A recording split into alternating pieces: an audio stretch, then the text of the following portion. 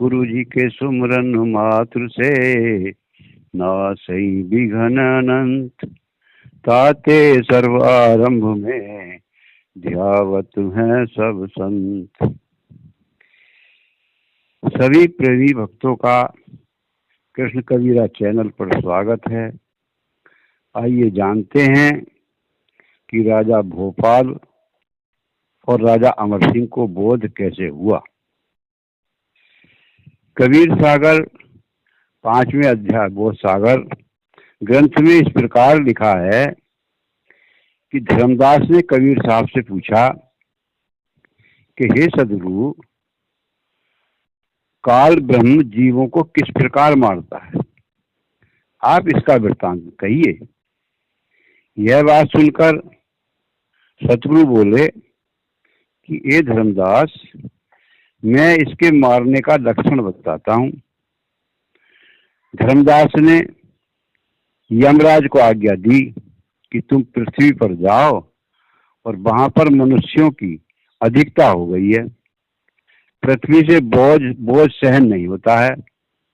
सब मनुष्यों में रोग उत्पन्न करो और काम, क्रोध, लोभ, मोह आदि अनेक फंद डालकर मनुष्यों को फंसाओ। धर्मराज की इतनी बात सुनकर यमराज आकर सब मनुष्यों को दुख देने लगा। सतलोक में सत्पुरुष का आदेश हुआ कि ए सत्सुकृत जी, तुम संसार में जाओ और सार सर्वत का उपदेश कराकर जीवों को काल पुरुष के फंद से छुड़ा कर लाओ। ज्ञानी जी सत्पुरुष की आज्ञा स्वीकार कर सत्पुरुष को प्रणाम करके जालंधर देश में आए। वहां का राजा का नाम भोपाल था। इस राजा के द्वार पर ज्ञानी जी महाराज जिंदा बाबा का रूप धर कर आ गए। चौबदार से कहा कि राजा को हमारे पास बुला लाओ, वह हमारा दर्शन करे, हमारे उसके सब पाप दूर हो जाएंगे, कर्म के बंधन कट जाएंगे। वहां पर बैठे चौकीदारों ने कहा कि यह कोई ठग है, इसको मारकर बाहर निकाल दो। इस प्रकार की बातें कहते सुनते सारी रात बीत गई और सवेरा हो गया। उस समय जिंदा बाबा ने अपना कौतुक दिखाया कि द्वार फट गया, महलों के कंगूरे टूट टूट कर पृथ्वी पर गिरने लगे। जिंदा बाबा राजा के पास जाने लगे जहां राजा बैठा था।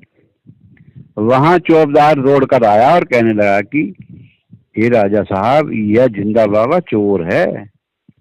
इसने कहा था कि द्वार खोलो, हमने नहीं खोला। इसी बात पर ये मनमानी करने लगा। इस कारण जिंदा बाबा ने मंत्र पढ़कर समस्त द्वार एवं कंगूरे तोड़कर गिरा दिए और भीतर चलाया। राजा ने कहा कि हम पहले इस पर विचार करेंगे, तब इसको दंड देंगे। राजा ने ब्राह्मणों को बुलाकर परामर्श किया कि इस समस्या का क्या करें। इतने में ही जिंदा बाबा ने दूसरा एक कौतुक दिखाया कि समस्त महल सोने का हो गया। जो राजा के द्वार थे वे सब सोने के हो गए। जो कंगूरे टूट कर गिरे थे वे सब यथास्थान सोने के हो गए। यह कौतुक देखकर राजा को बड़ा आश्चर्य हुआ। राजा के मन में विवेक जगा और राजा को निश्चय हो गया कि यह तो कोई सिद्ध बाबा है। राजा ने पूछा कि आप कौन पुरुष हो, आपने मुझको दर्शन देकर धन्य कर दिया। तब जिंदा बाबा ने कहा कि हम सत्पुरुष के आदेश से आए हैं, मनुष्यों को मुक्ति प्रदान करने संसार में आए हैं। सत्पुरुष का लोक सतलोक है, उसको कोई नहीं जानता। हे राजा, यम के जाल को पहचानो और शब्द को परखो, नहीं तो तुमको काल खा जाएगा। राम राम जो जपते हो उसको विधि के अनुसार जपो, यदि अपनी भलाई चाहते हो तो सदगुरु की शरण लेकर भ्रम छोड़कर सेवा करो और अपने अच्छे अच्छे गुणों को धारण करो, तब उस सत्पुरुष के लोक में जा सकोगे। जब उसकी शरण प्राप्त करोगे तब तुम्हारा आवागमन छूट जाएगा। पुरुष की आज्ञा से हमने तुमको दर्शन दिया है। हे राजा, तुम अभिमान छोड़ो और परमात्मा की भक्ति में लगो। सत्पुरुष के नाम की आरती करो, जिससे तुम काल के जाल से छूट जाओगे। जिसके घर में सदगुरु का पदार्पण होता है वह बड़ा भाग्यवान होता है। हे राजा, विलंब न करो, मन चित्त लगाकर भक्ति करो। तब राजा और रानी ने सदगुरु के चरण धोकर स्तुति करी। सदगुरु ज्ञानी जी ने राजा से कहा कि काम, क्रोध, लोभ, मोह, अहंकार छोड़कर शब्द को ग्रहण करो, जिससे फिर जन्म मरण न होगा और अजर अमर घर पाओगे। जो कोई शब्द को न मानेगा उसको काल खा जाएगा। मोह की नदी बड़ी भारी है, इससे पार जाना कठिन है। राजा बोला कि हमें अपनी शरण में रखो और मेरे माथे पर हाथ धरकर मुझे पापी को बचाओ। आपके अमृत वचन सुनकर मेरे सब दोष दूर हो गए हैं। मुझको तो भक्ति प्यारी लगने लगी है। अब कृपा करके मुझको नाम दीक्षा दीजिए।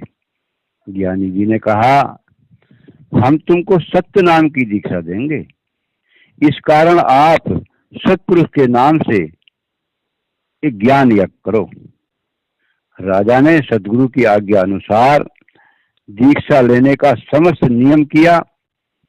तब सदगुरु ने राजा रानी को अपनी शरण में लिया।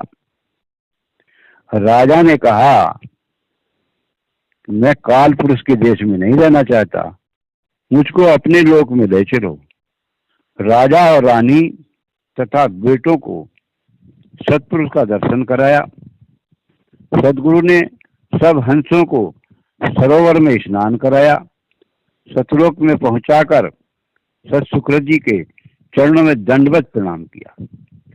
तब सत शुक्र जी ने राजा से कहा कि हे राजा, अब तुम अपने राज्य को वापस चले जाओ। राजा ने कहा कि हे सदगुरु, अब हम नहीं जाएंगे।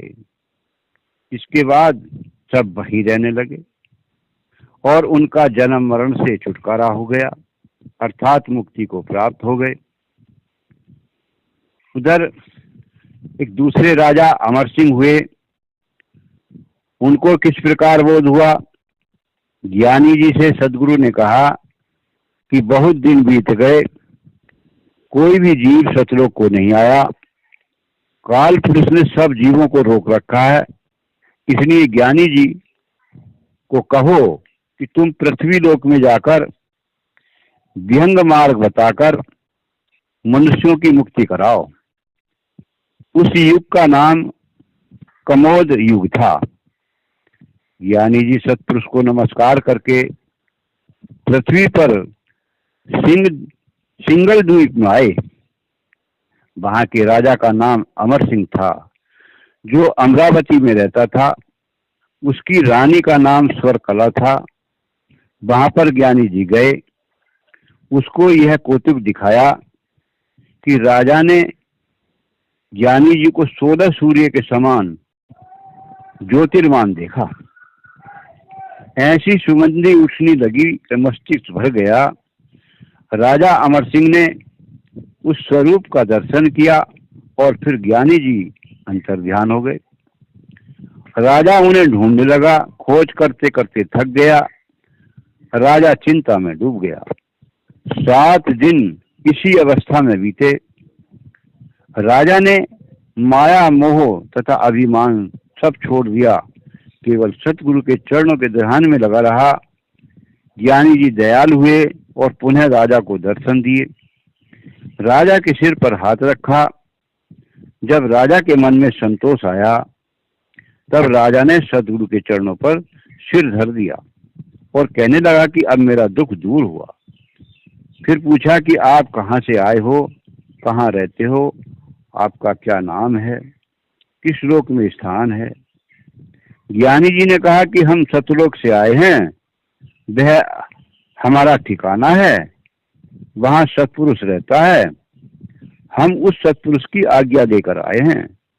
जो कोई हमको पहचानेगा उसको सतलोक में भेज देंगे। इतना सुनकर राजा हाथ जोड़कर बोला कि हमारी मुक्ति करो, हमारे बड़े भाग हैं जो महान पुरुष रूप आपने मुझको दर्शन दी। अब हमें आप काल पुरुष से बचा दीजिए। ज्ञानी जी बोले, ए राजा, शुद्ध बुद्धि करके सत्पुरुष का ध्यान करो, सत्पुरुष की दया से तुमको काल नहीं छुएगा।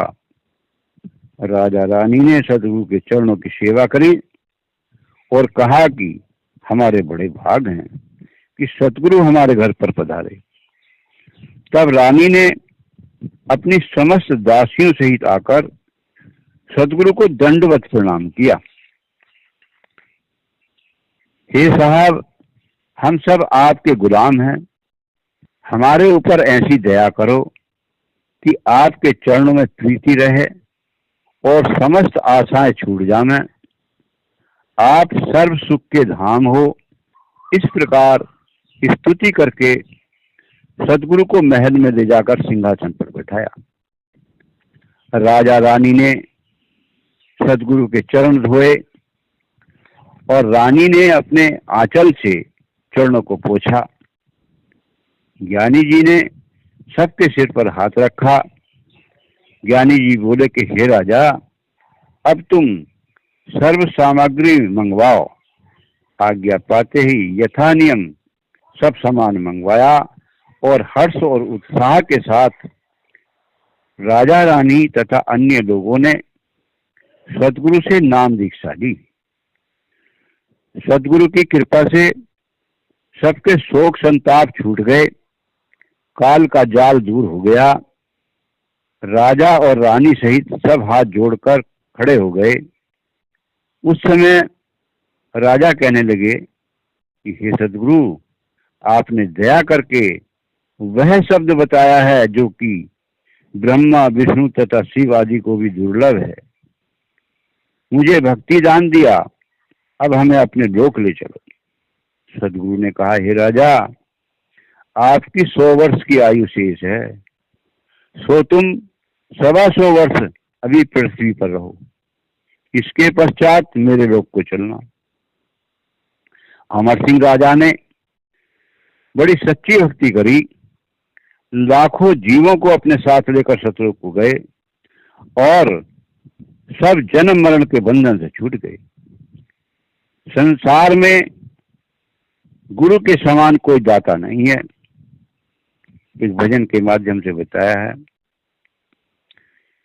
जग में गुरु समान नहीं दाता, जग में गुरु समान नहीं दाता, वस्तु अगोचर दई मेरे सतगुरु, वस्तु अगोचर दई मेरे सतगुरु, भली बताई बाता, जग में गुरु समान नहीं दाता, जग में गुरु समान नहीं दाता। काम क्रोध कैद कर राखे, काम क्रोध कैद कर राखे, लोभ को लीना ना था, जग में गुरु समान नहीं दाता, जग में गुरु समान नहीं दाता। कल करे सो हाल ही कर ले, कल करे सो हाल ही कर ले, फिर ना मिले ये साथा, जग में गुरु समान नहीं दाता, जग में गुरु समान नहीं दाता। 84 में जाए गिरोगे, 84 में जाए गिरोगे। और भुगतो दिन और राता, जग में गुरु समान नहीं दाता। जग में गुरु समान नहीं दाता। शब्द पुकार पुकार कहत है, शब्द पुकार पुकार कहत है। कर ले संतन साथा, जग में गुरु समान नहीं दाता। जग में गुरु समान नहीं दाता। सुमरण बंदगी कर साहवी की, सुमरण बंदगी कर साहवी की। काल नवावे माथा, जग में गुरु समान नहीं दाता। जग में गुरु समान नहीं दाता। कहें कबीर सुनो धर्मदासा, कहें कबीर सुनो धर्मदासा। मानो वचन हमारा, और मानो वचन हमारा। और पर्दा खोल मिलो सतगुरु से, उतरो भव जल पारा। जग में गुरु समान नहीं दाता। जग में गुरु समान नहीं दाता। सत साहिब।